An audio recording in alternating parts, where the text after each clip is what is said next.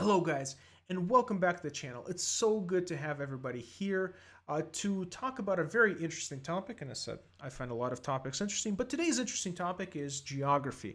And it's something that I've kind of been curious about ever since I took a vacation to Europe a few years ago when I visited the lovely countries of the United Kingdom and France.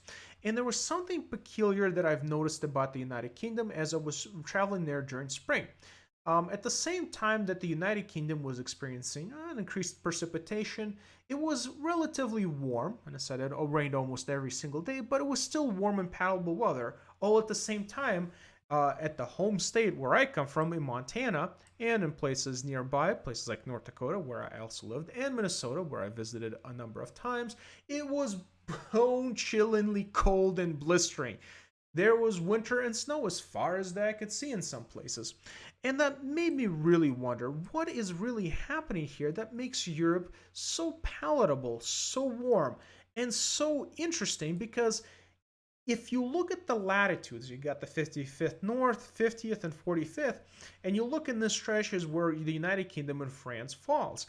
And then you think about it. Well, France is known for its wines, known for its wine country, and some of the most fertile regions are located on the same latitudes as the states of Maine and Montana, which makes me as an American wonder what is going on because ain't nobody growing grapes in Maine. It's just not warm enough on the eastern seaboard. And I said, anybody who's been here and who's been dumped with a snowstorm knows absolutely well that these temperatures are nothing at all like Europe, which reside on the same latitudes.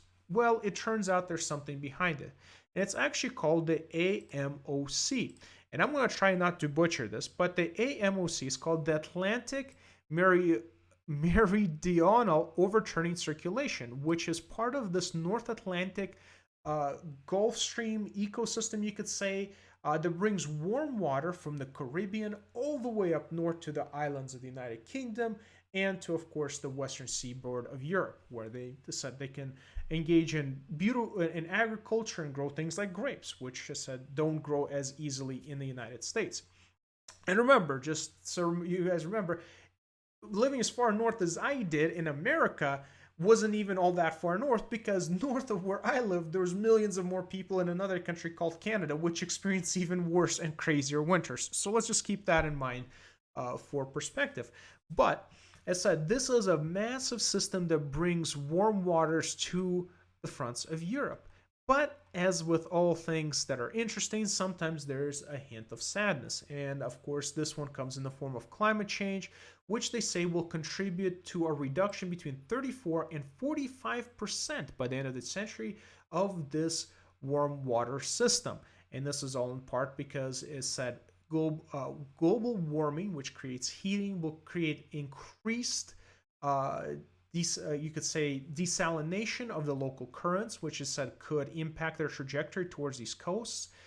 It could also alter these currents altogether, or maybe just force them to other directions. As I said, it's really hard to predict what exactly is going to happen, but whatever is happening, there is a substantial reduction of this current, which could have massive implications for Europe because these warm waters bring in precipitation and warm fronts to the continent, without which Europe would get substantially colder and would start looking a little bit more like places of the United States rather than that of what they currently are, which is, like I said, having France, a wine country on the same latitudes as the states of Maine and Montana. But as said, like that's just one of many implications here. Now, I said, The Guardian does point out a lot of interesting facts, and I will link this article in the description below just to talk about those, and especially as it relates to climate change and all these other different things that we should observe. Now, if I do have an international audience, which I hope I do, let me know what you guys think of actual climate change, because here in the United States, climate change tends to be more of a political and less of a scientific issue. So people just outright deny its existence.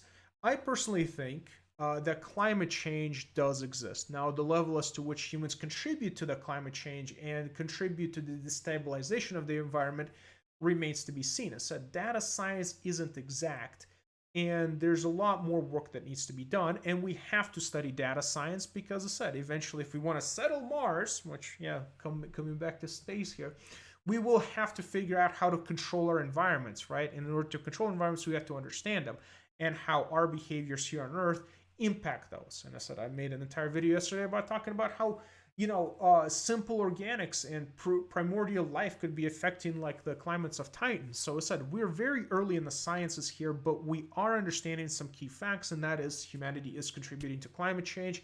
The effect of which is, as I said, like yet to be fully calculated, or maybe it has. If somebody has more data that they can share with me, I would love to see it.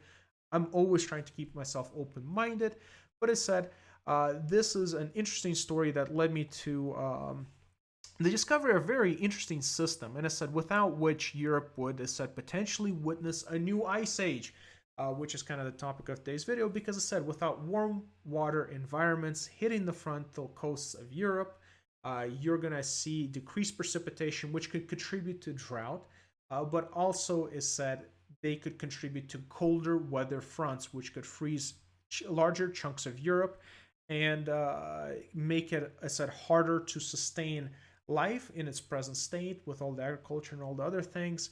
I said this has a huge impact economically and socially and politically, which it remains to be seen. But I said, again, interesting article. Encourage everybody to read it. Let me know what you think in the comments below about all of these different issues, and I said anything that has to do with the science. And again, I really appreciate everybody here for stopping by. Thank you for tuning in. If you made it this far to the video, feel free to like, share, and subscribe, comment. I'm always happy to engage in all kinds of conversations, so let me know what you think, and I will talk to all of you later.